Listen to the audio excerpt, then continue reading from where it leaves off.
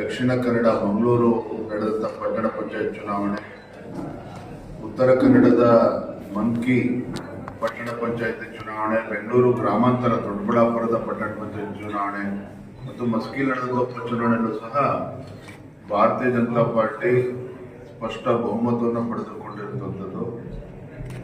ಇದರಲ್ಲಿ ಮೇಲ್ನೋಟಕ್ಕೆ ಗೊತ್ತಾಗ್ತದೆ ಕಾಂಗ್ರೆಸ್ ಸರ್ಕಾರದ ದುರಾಡಳಿತದ ವಿರುದ್ಧ ಜನ ಇವತ್ತು ಬೇಸತ್ತಿದ್ದಾರೆ. ಇದರ ಪರಿಣಾಮ ಏನು ಅಂತ ಹೇಳಿದ್ರೆ, ಸಿದ್ದರಾಮಯ್ಯ ನೇತೃತ್ವದ ಕಾಂಗ್ರೆಸ್ ಸರ್ಕಾರ ತನ್ನ ವೈಫಲ್ಯಗಳನ್ನು ಮುಚ್ಚಿ ಹಾಕಿಕೊಳ್ಳುವಂತ ಸಲುವಾಗಿ ಕೇಂದ್ರ ಸರ್ಕಾರದ ವಿರುದ್ಧ ಒಂದು ದ್ವೇಷದ ರಾಜಕಾರಣವನ್ನ ಮಾಡ್ತಾ ಇರುವಂತದ್ದು ದುರ್ದೈವ. ಈ ರಾಜ್ಯದ ಮುಖ್ಯಮಂತ್ರಿಗಳಾಗಿ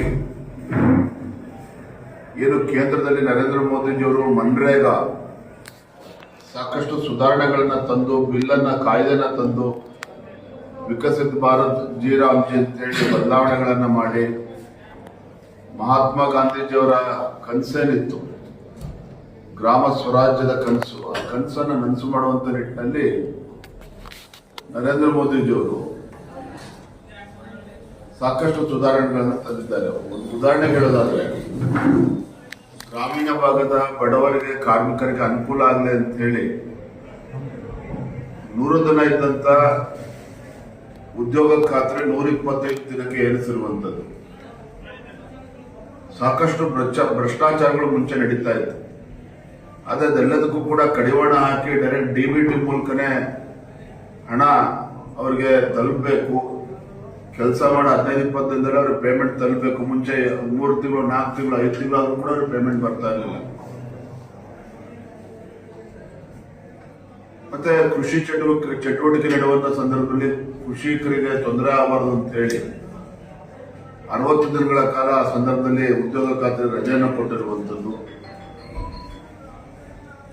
ಯಾಕಂದ್ರೆ ಪ್ರತಿ ವರ್ಷ ಸುಮಾರು 85-86 ಸಾವಿರ ಕೋಟಿ ದೇಶದಲ್ಲಿ ಇವತ್ತು ಉದ್ಯೋಗ ಖಾತ್ರಿಯಲ್ಲಿ ಹಣ ಕೊಡಬೇಕಾದ್ರೆ ಕೇಂದ್ರ ಸರ್ಕಾರ ಒಂದು ಪಾರದರ್ಶಕತೆ ಇರಬೇಕು, ಬಡವರಿಗೆ ಕಾರ್ಯಕ್ರಮಗಳು ಹಣ ತಲುಪಬೇಕು, ಮತ್ತೆ ಗ್ರಾಮೀಣ ಭಾಗದಲ್ಲಿ ಒಂದು ಅಸೆಟ್ ಕ್ರಿಯೇಷನ್ ಆಗಬೇಕು.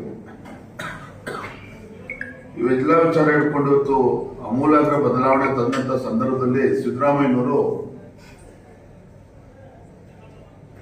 ಜನರನ್ನ ಕೇಂದ್ರ ಸರ್ಕಾರದ ವಿರುದ್ಧ ಎತ್ಕಟ್ಟುವಂತ ಕೆಲಸ ಮಾಡಬೇಕು ಅಂತ ಹೇಳಿ ಒಂದು ವಿಶೇಷ ಅಧಿವೇಶನ ಕೂಡ ಕರೆದಿರುವಂಥದ್ದು. ಅಂದ್ರೆ ಎಲ್ಲೋ ಒಂದ್ ಕಡೆ ಸಿದ್ದರಾಮಯ್ಯನವರು ಅಥವಾ ಕಾಂಗ್ರೆಸ್ ಸರ್ಕಾರ ಸದನದ ಪಾವಿತ್ರ್ಯತೆಯನ್ನು ಹಾಳು ಮಾಡುವಂತ ಒಂದು ಕೆಲಸಕ್ಕೆ ಕೈ ಹಾಕಿದ್ದಾರೆ. ಒಂದು ಒಕ್ಕೂಟದ ವ್ಯವಸ್ಥೆಗೆ ತೊಂದರೆ ಕೊಡುವಂತ ಕೆಲಸಕ್ಕೆ ಇವತ್ತು ಕಾಂಗ್ರೆಸ್ ಸರ್ಕಾರ ಕೈ ಹಾಕಿರುವಂತದ್ದು. ಇದೆಲ್ಲದರ ನಡುವೆ ದೇಶದ ಜನ, ರಾಜ್ಯದ ಜನ ಇವತ್ತು ಯಾವತ್ತೂ ಕೂಡ ನರೇಂದ್ರ ಮೋದಿಜಿಯವರನ್ನು ಕೈ ಹಿಡಿದಿದ್ದಾರೆ. ಅವರ ಜನಪ್ರಿಯತೆ ಇನ್ನೂ ಹೆಚ್ಚಾಗ್ತಾ ಇರುವಂತದ್ದು ಕೂಡ ಗಮನಿಸ್ತಾ ಇದ್ದೀರಿ. ಇವತ್ತು ಮಹಾರಾಷ್ಟ್ರದ ಮುಂಬೈ ಮಹಾನಗರ ಪಾಲಿಕೆ ಚುನಾವಣೆ ಫಲಿತಾಂಶ ಇರ್ಬೋದು, ಸ್ಥಳೀಯ ಚುನಾವಣೆಗಳ ಫಲಿತಾಂಶ ಸ್ಪಷ್ಟವಾಗಿ ಗೊತ್ತಾಗ್ತದೆ. ನರೇಂದ್ರ ಮೋದಿಜಿಯವರ ನಾಯಕತ್ವಕ್ಕೆ ಇವತ್ತು ದೇಶದ ಜನರು ಕೂಡ ಇನ್ನೂ ಹೆಚ್ಚಿಟ್ಟು ಬೆಂಬಲ ನೀಡುತ್ತಾ ಇರುವಂತದ್ದು. ಕರ್ನಾಟಕದಲ್ಲಿ ಇವರು ಏನೇ ಗೊಂದಲವನ್ನು ಸೃಷ್ಟಿ ಮಾಡುವಂತ ಕೆಲಸ ಮಾಡಿದ್ರು ಸಹ ಸಿದ್ದರಾಮಯ್ಯ ಸರ್ಕಾರ, ಭಾರತೀಯ ಜನತಾ ಪಾರ್ಟಿ ಇದನ್ನ ದಿಟ್ಟವಾಗಿನ ಉತ್ತರವನ್ನು ಕೊಡ್ತೇವೆ. ಬರುವಂತ ದಿನಗಳಲ್ಲಿ, ನಾಳೆ ದಿನ ಬಳ್ಳಾರಿನಲ್ಲಿ ರಾಜ್ಯದಲ್ಲಿರೋ ಕಾನೂನು ಸುವ್ಯವಸ್ಥೆ ಹದಗೆಟ್ಟಿದೆ, ಮತ್ತೆ ಭ್ರಷ್ಟ ಕಾಂಗ್ರೆಸ್ ಸರ್ಕಾರದ ವಿರುದ್ಧ ಒಂದು ಬೃಹತ್ ಜನಾಂಗ ಹೋರಾಟವನ್ನು ನಾವು ನಾಳೆ ಹಮ್ಮಿಕೊಂಡಿದ್ದೇವೆ. ಅದೇ ರೀತಿ ಮುಂದಿನ ದಿನಗಳಲ್ಲೂ ಕೂಡ ಬೇರೆ ಬೇರೆ ರಾಜ್ಯದ ಬೇರೆ ಬೇರೆ ಕಡೆಯಲ್ಲೂ ಕೂಡ ಗೃಹಲಕ್ಷ್ಮಿದಲ್ಲಿ ಏನು ಹಗರಣಗಳು